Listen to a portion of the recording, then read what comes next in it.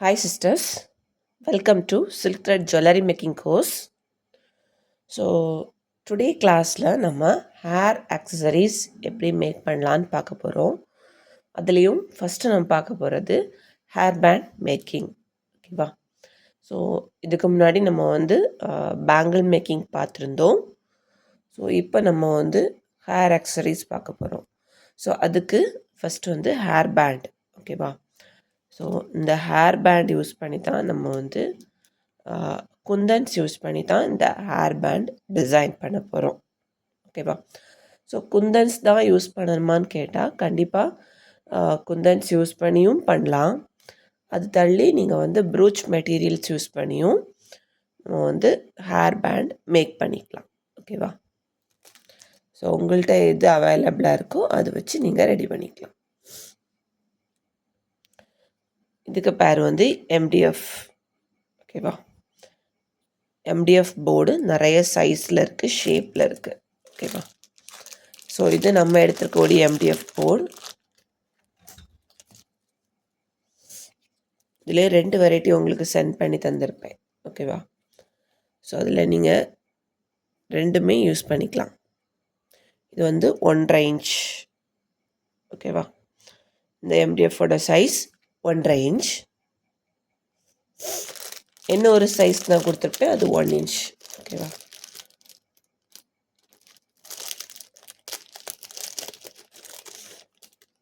So இது பார்த்துட்டிங்கன்னா இது ஹார்ட் ஷேப்பில் இருக்கக்கூடிய எம்டிஎஃப்.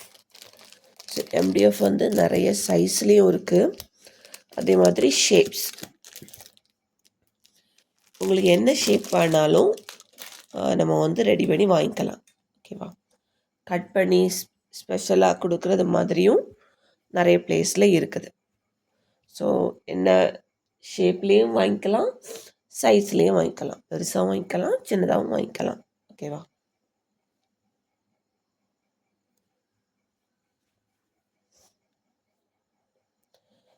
தென் இதுக்கு நேம் என்னென்னா அட்டாச்சர்.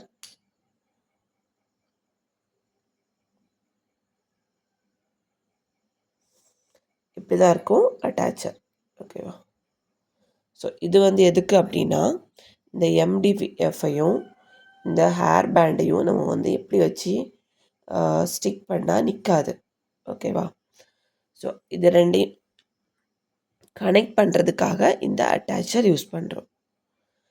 இது இல்லாமல் நம்ம பண்ண முடியுமா அப்படின்னு கேட்டால் பண்ணலாம். எப்படின்னா, நமக்கு பிளேயர் நிறைய உண்டு. ஓகேவா? ஸோ மினி பிளேயர்னு நிறைய நம்ம யூஸ் பண்ணுவோம். ஸோ அதில் ஹோல் ப்ரொவைட் பண்ணக்கூடிய பிளேயரும் இருக்குது.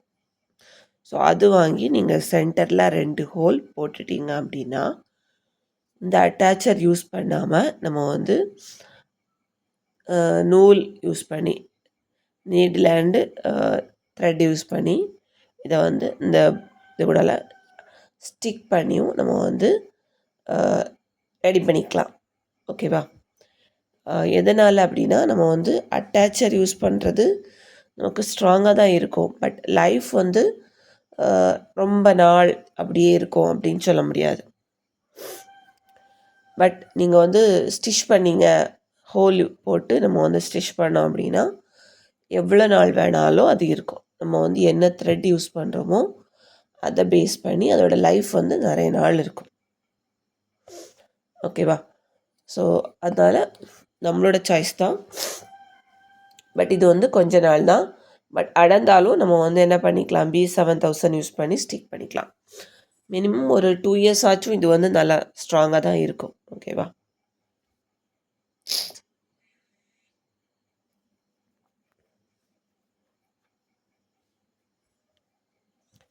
இதுக்கு நம்ம B7000 க்ளூ தான் யூஸ் பண்ணுவோம்.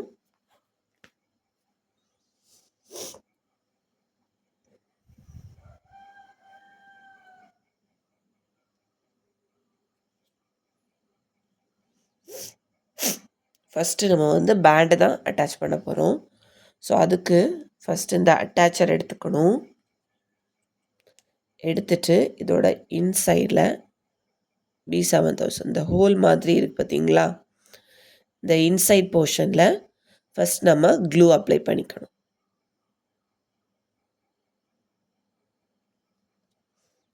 அப்ளை பண்ணிவிட்டு இந்த பேண்டை இப்படி எடுத்துட்டு, ஸோ பேண்டில் நிறைய வெரைட்டிஸ் இருக்குது. உங்களுக்கு வந்து கொஞ்சம் நல்ல பேண்ட் கொடுத்துருப்பேன், இந்த மாதிரி விரிஞ்சு வராத பேண்ட் கொடுத்துருப்பேன். ஸோ அது வந்து சிம்பிளாக நீங்கள் கொடுத்தாலே போதும். இதுனா இந்த மாதிரி கொடுக்கணும். இந்த விரிகிற பக்கம் உள்ளே இருக்கிறது மாதிரி பார்த்து நம்ம இந்த ஹோலுக்குள்ளே இதை வந்து அட்டாச் பண்ணிடணும். இப்படி வச்சுட்டு இப்படி இழுத்துடணும். இந்த பேண்ட் வந்து இந்த ஹோலுக்குள்ளே போயிடும். ஓகேவா? ஸோ நம்ம ஆல்ரெடி அங்கேயும் க்ளூ அப்ளை பண்ணியிருக்கனால அதுலேயும் போய் இது வந்து ஸ்டிக் ஆயிரும் பேண்டு. இனி மொத்தமாக இந்த இடத்துல ஃபுல்லாக க்ளூ அப்ளை பண்ணிக்கணும்.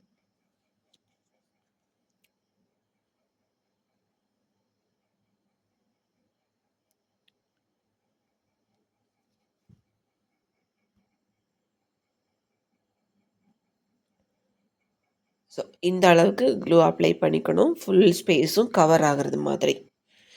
இனி இதுக்கு மேலே இந்த பேண்டோட சென்டர் போர்ஷன் இருக்கிறது மாதிரி நம்ம வந்து இதை இது கூட அட்டாச் பண்ணிக்கணும்.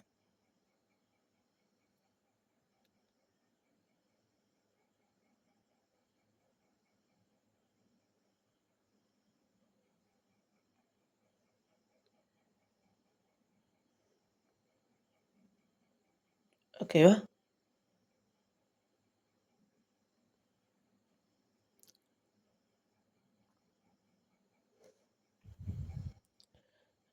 இதை வந்து நம்ம இப்படியே பிடிச்சி வச்சுக்கணும் கொஞ்சம் நேரம், இல்லைனா இங்கே வந்து லூஸ் விடும். ஓகேவா? ஸோ லூஸ் விடாமல் நம்ம இந்த மாதிரி டைட்டாக பிடிச்சி வச்சுக்கோங்க. ஓகேவா?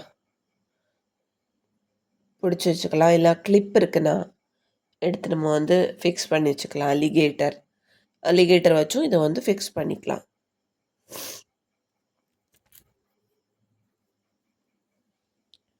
இது வந்து ட்ரை ஆகிறதுக்கு நம்ம வந்து கொஞ்சம் டைம் கொடுக்கணும்.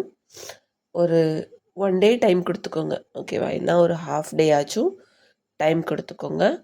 வந்து நல்லா ட்ரை ஆகணும். நல்லா ட்ரை ஆனால் தான் நமக்கு வந்து கம்ப்ளீட் ஆகும்.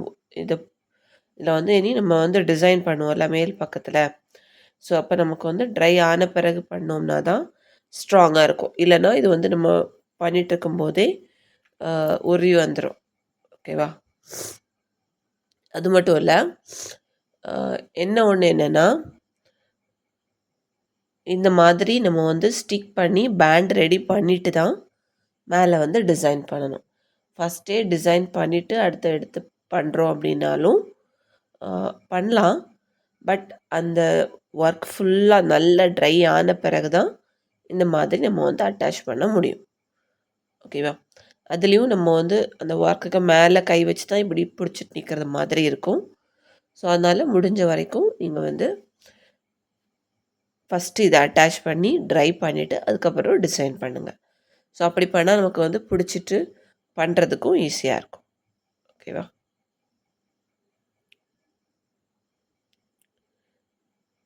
ஸோ இது இருக்கட்டும்.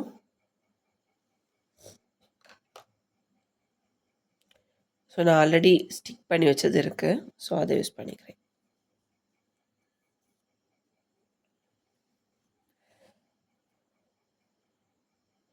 இதில் நீங்கள் என்ன மாதிரி வேணாலும் டிசைன் பண்ணிக்கலாம். பட் ஒன்றே ஒரு திங்க் மட்டும் நீங்கள் வந்து மைண்டில் வச்சுக்கோங்க. என்ன அப்படின்னா, நம்ம டிசைன் பண்ணும்போது கேப் தெரியக்கூடாது. ஓகே? எம்டிஎஃப் போர்டு டாப்லேருந்து வியூ பண்ணும்போது எம்டிஎஃப் போர்டு வியூ ஆகக்கூடாது. நீங்கள் எம்டிஎஃப்பில் பண்ணியிருக்கீங்க அப்படிங்கிறதே வெளியே தெரியக்கூடாது. ஓகேவா? ஸோ அது மட்டும்தான் இம்பார்ட்டன்ட். ஸோ அது தெரியாமல் நம்ம வந்து 2Dலேயும் பண்ணலாம், 3Dலேயும் பண்ணலாம். 2Dனா ஒரு லேயர் கரெக்டாக அந்த சர்க்குலர் ஃபுல்லாக நம்ம வந்து ஃபில் பண்ணுற மாதிரி இருக்கும். ஓகேவா? 3Dனா நம்ம வந்து ஒன்றுக்கு மேலே ஒன்று வச்சு டிசைன் பண்ணுற மாதிரி இருக்கும்.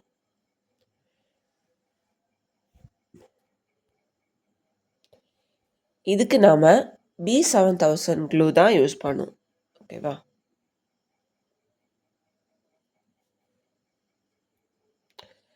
தென் நம்ம வந்து இதில் ஒர்க் பண்ணும்போது அவுட்டர்லேருந்து தான் இன்சைடுக்கு போகணும்.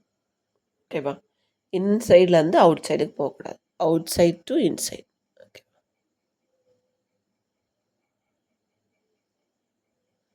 ஹேண்டை இது மாதிரி கீழே பிடிச்சிக்கோங்க.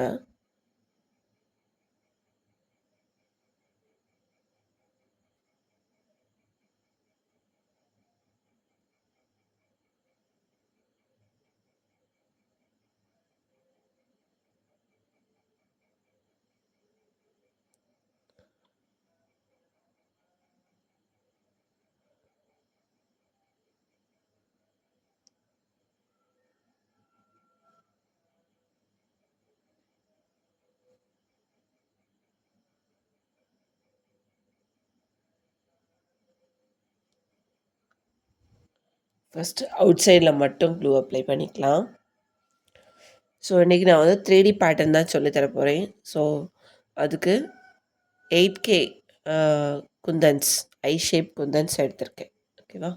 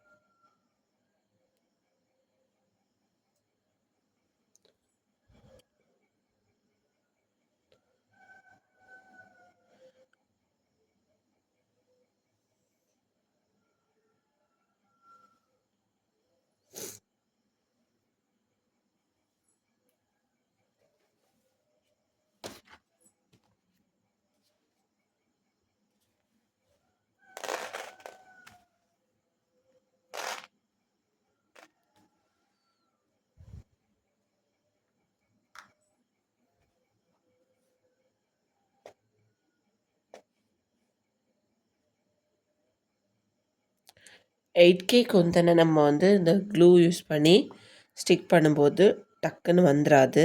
ஏன்னா அது கொஞ்சம் ஸ்டோன் வெயிட் அதிகமாக இருக்கிறதுனால கொஞ்சம் கஷ்டப்படும். ஓகேவா?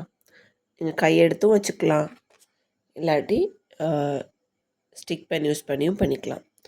ஸோ நான் சொன்ன விஷயம் எம்டிஎஃப் தெரியக்கூடாதுன்னு சொல்லியிருந்தேன்.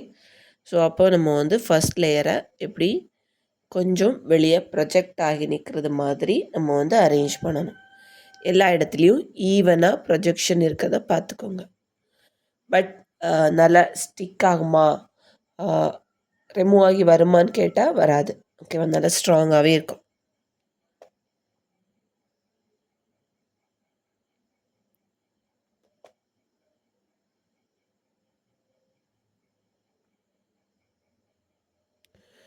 இதில் வந்து நீங்கள் திலகம் ஷேப் என்ன பேட்டர்ன் வேணாலும் நம்ம வந்து டிசைன் பண்ணிக்கலாம். ஓகேவா?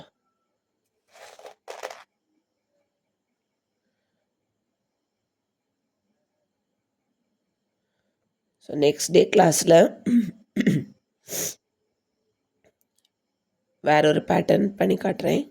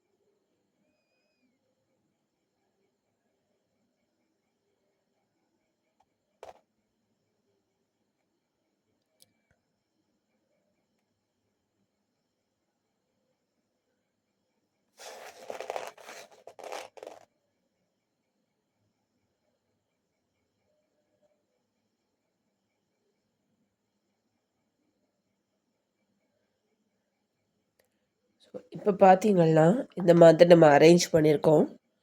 பட் இவ்வளோ கேப் வருது.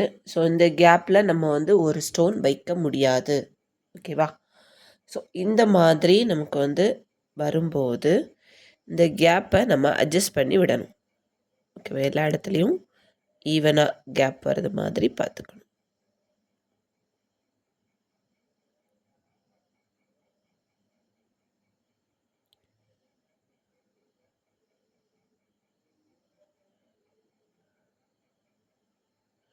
ஒரு ஸ்டோன் வைக்க முடியும் அப்படின்னா வச்சுக்கலாம், ப்ராப்ளம் இல்லை.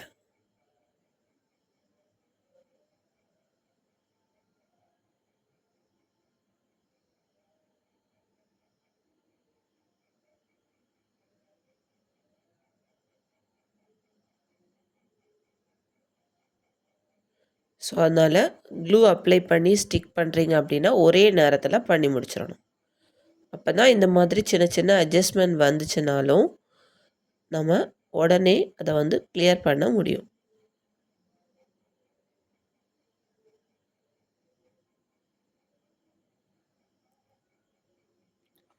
ஸோ இப்போ பாருங்கள், நம்ம வந்து இந்த கேப்பை வந்து கரெக்டாக ஈவனாக அட்ஜஸ்ட் பண்ணிட்டோம். அதே மாதிரி எம்டிஎஃப்பும் அவுட் சைடு வந்து நமக்கு வந்து மேல் பக்கத்தில் வந்து பார்க்க தெரியாது. இன்சைடில் பார்க்கும்போது இந்த மாதிரி இருக்கும்.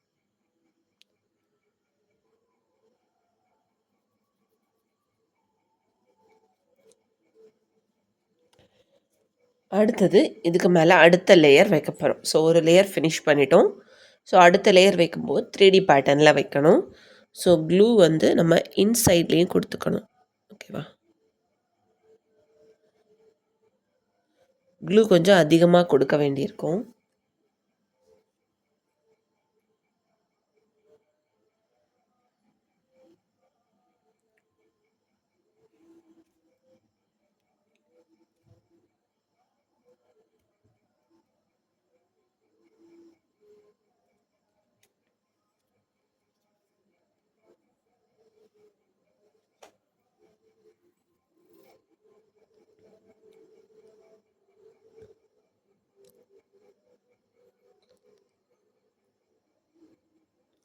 இதுக்கு நம்ம B7000 க்ளூ தான் யூஸ் பண்ணோம். ஓகேவா?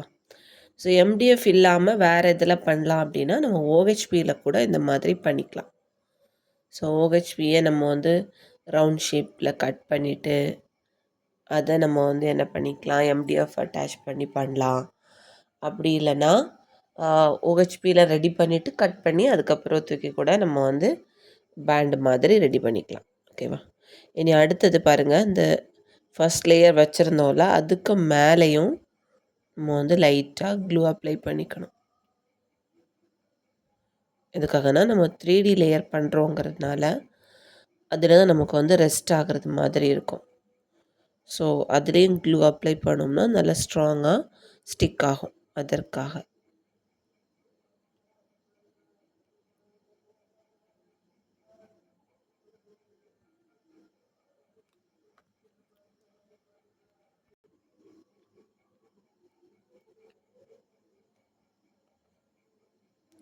ஸோ அடுத்த லேயர் வைக்கும்போது பார்த்துக்கோங்க, கொஞ்சம் ட்ரை ஆன பிறகு பண்ணிங்கன்னா உங்களுக்கு ஈஸியாக இருக்கும்.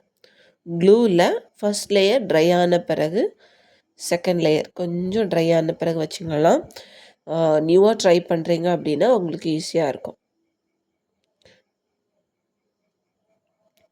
ஸோ கேர்ஃபுல்லாக நம்ம வைக்கணும்.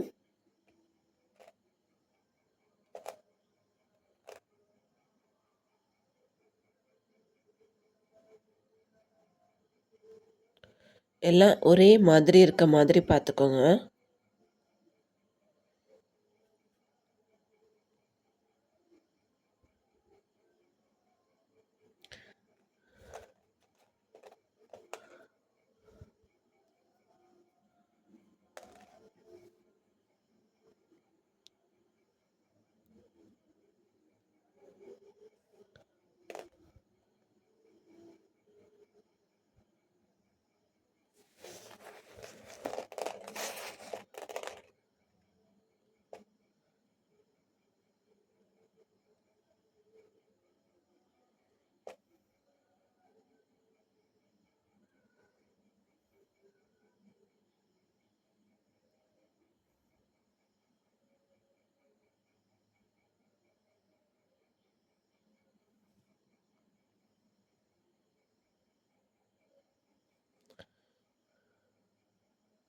கவுண்டிங் நம்ம சொல்ல முடியாது இத்தனை கவுண்டிங் தான் வரும் அப்படின்னு. ஏன்னா நம்ம வைக்கிறத பொறுத்து கவுண்டிங் வந்து வேரி ஆகும்.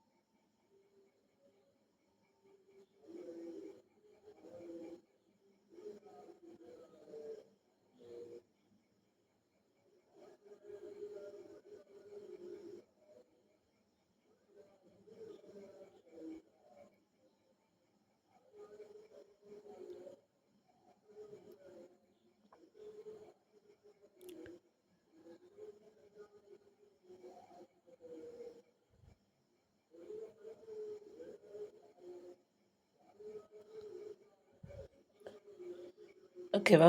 செகண்ட் லேயர் வச்சிட்டோம். அடுத்தது தேர்ட் லேயர்.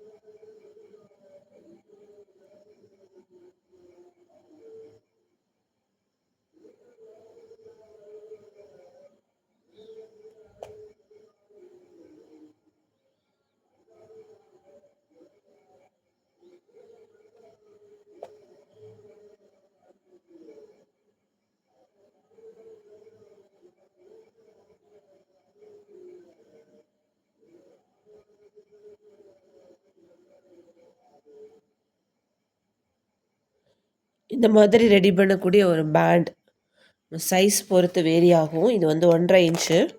ஸோ 1.5 இன்ச் சைஸை வந்து நீங்கள் எவ்வளோ அமௌண்ட்டுக்கு சேல்ஸ் பண்ணலாம் அப்படின்னா 80 ருபீஸ் அந்த ரேஞ்சிலேருந்தே நீங்கள் வந்து சேல்ஸ் பண்ணிக்கலாம். ஓகேவா? சின்ன சைஸ்னால் கம்மியாக பண்ணிக்கலாம். மினிமம் நீங்கள் 80 ருபீஸ்க்கு இதை சேல் பண்ணிக்கலாம். மேக்ஸிமம் 100 வரைக்கும் கூட சேல் பண்ணிக்கலாம். நம்ம எவ்வளோ ஸ்டோன்ஸ் யூஸ் பண்ணுறோம் அதெல்லாம் பேஸ் பண்ணி தான் வரும்.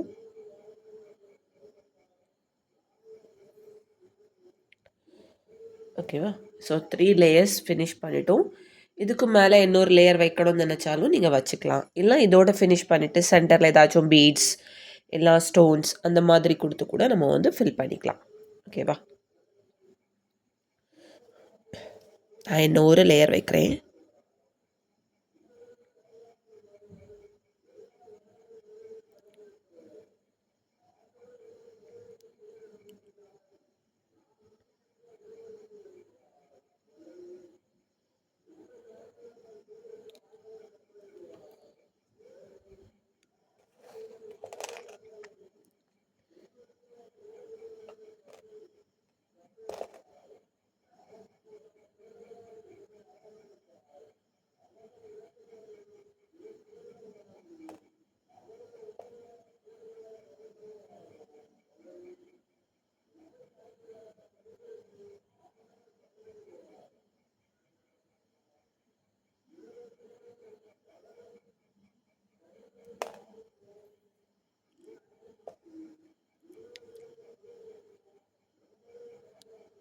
க்ளூ வந்து ஒட்டிடாமல் பார்த்துக்கோங்க. ஓகேவா? அது மட்டும் கேர்ஃபுல்லாக பார்த்துக்கோங்க. ஏன்னா ஏதாவது பிடிச்சி இழுத்துட்டுன்னா அது வந்து கொலாப்ஸ் பண்ணி விட்டுரும்.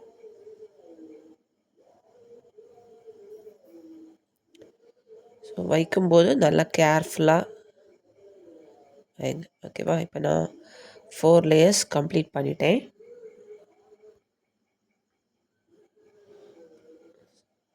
நெக்ஸ்ட் வந்து சென்டர் லேயர். சென்டர் லேயரில் நம்ம ஏதாச்சும் ஸ்டோன் வச்சுக்கலாம், நிறம சொன்ன மாதிரி பீடு வச்சுக்கலாம்.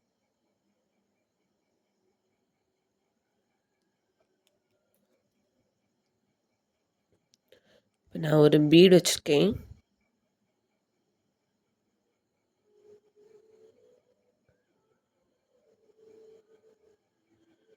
ஓகேவா? ஹோல் பீட் தான் க்ளூ அப்ளை பண்ணி சென்டரில் ஃபிக்ஸ் பண்ணிட்டேன். ஸோ நம்ம வந்து இப்போது ஹேர் பேண்ட் ரெடி பண்ணிட்டோம். ஓகேவா?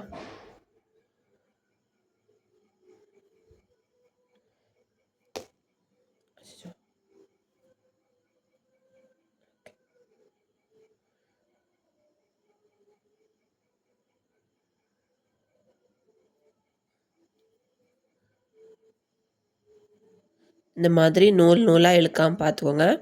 சப்போஸ் இழுத்துச்சுனாலும் லைட்டாக ஒரு தண்ணி வச்சு இப்படி இழுத்துட்டிங்கன்னா அழகாக வந்துடும். ஓகேவா? தண்ணியை லைட்டாக கையில் நனைச்சிட்டு பண்ணிட்டீங்கன்னா உங்களுக்கு அழகாக வந்துடும். ஓகேவா? ஸோ இதே மாதிரி ஒரு ஹேர் பேண்ட் நீங்கள் மேக் பண்ணி ஃபோட்டோ அண்ட் வீடியோ எடுத்து சென்ட் பண்ணுங்கள். ஓகேவா? நெக்ஸ்ட் கிளாஸில் அந்த சின்னதாக ஒரு ஹேர் பேண்ட் கொடுத்துருக்கேன்ல, ஸோ அது எப்படி நம்ம வந்து ரெடி பண்ணலாம் அப்படிங்கிறதையும் நம்ம பார்க்கலாம்.